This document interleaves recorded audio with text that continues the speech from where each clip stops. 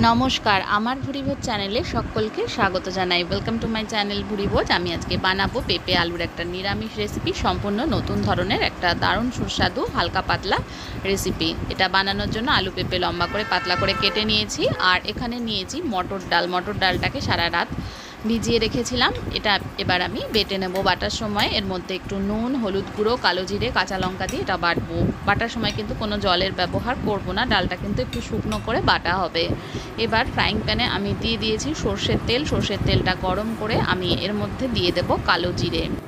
কালো জিরেটাকে একটু ভেজে নিয়ে এবার এর মধ্যে দিয়ে দেবো থেতো করে রাখা আদা 1 চামচ, ছোটো চামচের 1 চামচ। এবার আদাটাকেও তেলের ওপরে একটু ভেজে নিতে হবে। আদা আর কালো জিরেটাকে সর্ষের তেলে ভেজে নিচ্ছি। একটু ভাজা হয়ে গেলে এবার এর মধ্যে 2 পিঞ্চ মতন দিয়ে দেবো হিং। হিংটাকেও ভালো করে মিশিয়ে নিয়ে তেলে একটু ভেজে নিতে হবে। ভাজা হয়ে গেলে এবার এর মধ্যে দিয়ে দেবো লম্বা করে পাতলা করে কেটে রাখা পেঁপে, আর একটা বড় সাইজের আলু ব্যবহার করেছি, আর একটা মিডিয়াম সাইজের পেঁপে নিয়েছি। এই সমস্ত কিছুই একসাথে দিয়ে দেব। এবার ভালো করে এটা তেলের সঙ্গে মিশিয়ে নিয়ে ভাজা ভাজা করে নিতে হবে। আলু আর পেঁপে ভাজার সময় এর মধ্যে দিয়ে দিতে হবে নুন, আর দিয়ে দেবো হলুদ গুঁড়ো। ছোটো চামচের 1 চামচ, হাফ চামচ মতো নুন আর হাফ চামচ মতো হলুদ গুঁড়ো দিয়ে এটাকে ভালো করে মিশিয়ে নিয়ে পেঁপে আর আলুটাকে ভেজে নেব। এটা প্রায় আমি 7-8 মিনিট মতন ভেজে নিয়েছি। ভেজে নেওয়ার পরে এবার আমি এর মধ্যে দিয়ে দেব জল। জলের পরিমাণটা কিন্তু বেশি দিতে হবে। জলের পরিমাণটা বেশি দিতে হবে এই কারণ আমি এর মধ্যে কিন্তু বড়াগুলো ছাড়বো। এবার এর মধ্যে 6-7টা চেরা কাঁচা লঙ্কা দিয়ে দিলাম। আপনারা আপনাদের পছন্দ মতন ঝালের ব্যবহার করবেন। এবার আমি এর মধ্যে বড়াগুলো ছাড়বো। দেখুন ডালটা শুকনো করে বেটে নিয়েছি। এবার হাতের সাহায্যে গোল গোল বলের মতন তৈরি করে ফুটন্ত ঝোলের মধ্যে ছেড়ে দিতে হবে।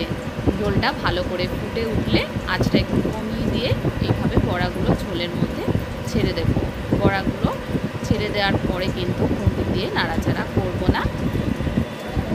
এইভাবে ফুটন্ত ঝোলের মধ্যে বড়াগুলো দিয়ে দিয়েছি।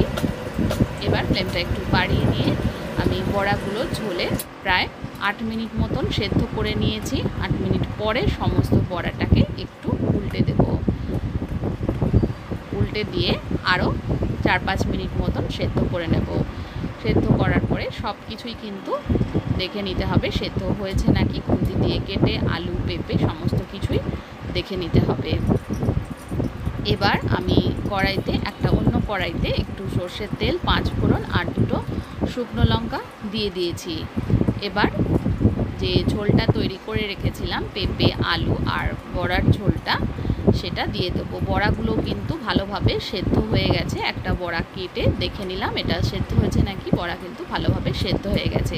এবার ফোড়নটাকে খুব ভালো করে আমি ভেজে নিয়ে আমি এর মধ্যে পেঁপের তরকারিটা ঢেলে দিচ্ছি। এই ফোড়নটা কিন্তু অবশ্যই লাস্টে দিতে হবে। আর একটু জলও আমি দিয়ে দিলাম। ঝোলটা যেহেতু অনেকটাই ঘন হয়ে গেছে তাই একটু জল ব্যবহার করলাম। সমস্ত তরকারিটা এভাবে ঢেলে দেব। এটা কিন্তু খেতে ভীষণ সুস্বাদু হয়। এটা না ট্রাই করলে বাড়িতে বুঝতে পারবে না যে এত ভালো হয় খেতে এই তরকারিটা। আর ভালো লাগলে আমার চ্যানেলটাকে যারা এখনও সাবস্ক্রাইব করেননি তাদেরকে অনুরোধ করব সাবস্ক্রাইব করে নেওয়ার জন্য। সামান্য একটু চিনি দিয়ে দিলাম। চিনিটা অপশনাল, চাইলে নাও দিতে পারেন। আর শুধু পেঁপে দিয়েও কিন্তু তরকারিটা রান্না করা যায়।